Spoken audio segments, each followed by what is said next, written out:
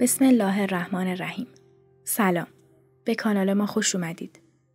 امروز با یکی از ضرب‌المثل‌های آموزنده و معروف ایرانی در خدمت شما هستیم. حتما شما هم بارها ضرب‌المثل خیاط در کوزه افتاد رو شنیدید. احتمالاً وقتی برای اولین بار این ضرب‌المثل رو شنیدید، تعجب کردید که چجوری ممکنه خیاط داخل کوزه بیفته. امروز می‌خوایم با همدیگه شیوه شکلگیری این ضرب‌المثل رو مرور کنیم. با ما همراه باشید. در روزگاران گذشته مرد خیاطی در شهر ری دکان خیاطی داشت. از آنجا که دکان او سر راه حرم شاه عبدالعظیم بود، هر روز می‌دید که مردم جنازه ای را تشییع می‌کنند و به سمت حرم می‌برند تا او را دفن کنند.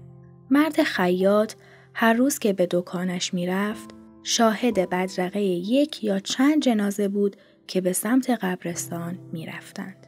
روزی مرد خیاط تصمیم گرفت کوزه ای را جلوی در مغازه آویزان کند تا هر بار که مرده ای را از جلوی دکان او عبور می‌دهند، یک سنگ کوچک داخل کوزه بیاندازد. مرد خیاط هر روز این کار را می‌کرد و در پایان هر ماه کوزه را خالی می‌کرد و سنگ‌ها را می‌شمرد تا بفهمد چند نفر در آن ماه مردند.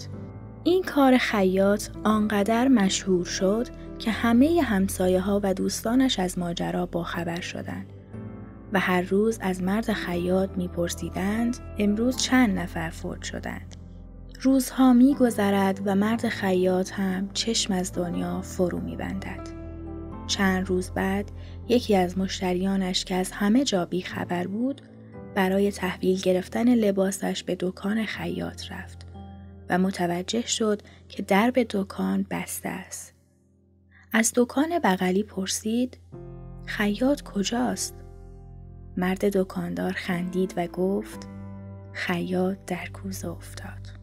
از آن پس این ضرب‌المثل بر سر زبانهای مردم کوچه و بازار افتاد و مشهور شد و تا به امروز هم کاربرد دارد. و وقتی شخصی دچار گرفتاری و بلایی می شود که زیاد درباره‌اش صحبت می کرد، می گویند عاقبت خیاط در کوزه افتاد.